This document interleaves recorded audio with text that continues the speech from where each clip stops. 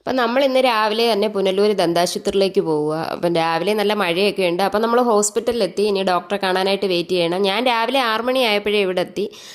ഇവിടെ നല്ല തിരക്കായിരിക്കുമെന്നാണ് ഞാൻ വിചാരിച്ചത്. ഫസ്റ്റ് ടൈമാണ് ഞാൻ ഇവിടെ വരുന്നത്. പക്ഷേ ഇന്ന് വന്നപ്പം തിരക്ക് കുറവായിരുന്നു. അങ്ങനെ നമുക്ക് ടോക്കണൊക്കെ കിട്ടി അവിടെ വെയിറ്റ് ചെയ്യാൻ പറഞ്ഞു.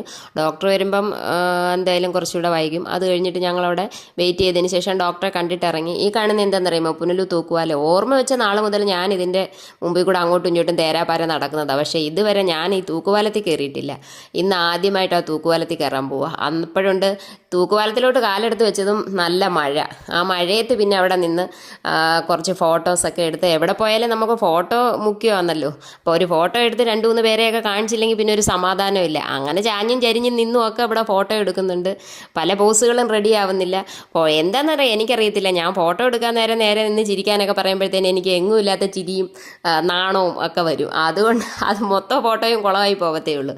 ഇന്നെന്തോ 2-3 നല്ല കാണാൻ കൊള്ളാവുന്ന ഫോട്ടോ കിട്ടിയിട്ടുണ്ട്. അതും കൂടി ഈ കൂട്ടത്തിൽ ഇട്ടിട്ടുണ്ട്. പിന്നെ ഞങ്ങൾ അവിടെ നിന്ന് നേരെ വണ്ടി കയറി. അപ്പം പുനലൂർ വന്നേ ഇല്ലേ, എന്തായാലും കുഞ്ഞമ്മ അവിടെ അടുത്താണ് താമസിക്കുന്നത്. അപ്പം കുഞ്ഞമ്മയൊന്ന് കാണാമെന്ന് വിചാരിച്ച് അങ്ങനെ ഞങ്ങൾ നേരെ കുഞ്ഞമ്മ നിൽക്കുന്ന കടയിലോട്ട് പോയി. കടയിൽ നിന്ന് ഞങ്ങൾ കുറച്ച് സാധനങ്ങളൊക്കെ വാങ്ങിച്ച്, ബണ്ണും സ്ലൈഡും അങ്ങനെയുള്ള കാര്യങ്ങളൊക്കെ വാങ്ങിച്ച്.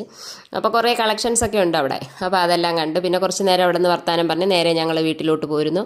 വീട്ടിൽ വന്നപ്പോഴത്തേക്കും താമര നല്ല ചൂട് മാഗി ഉണ്ടാക്കി വെച്ചേക്കുന്നു. അപ്പോൾ താമരയും ചേച്ചിമാരും കൂടെ മാഗിയൊക്കെ കഴിക്കുമായിരുന്നു. എന്തൊക്കെയോ രാഷ്ട്രീയ കാര്യങ്ങളൊക്കെ പറയുന്നുണ്ട് കേട്ടോ. ഭാവിയിൽ വലിയ വാഗ്ദാനങ്ങളാണ്.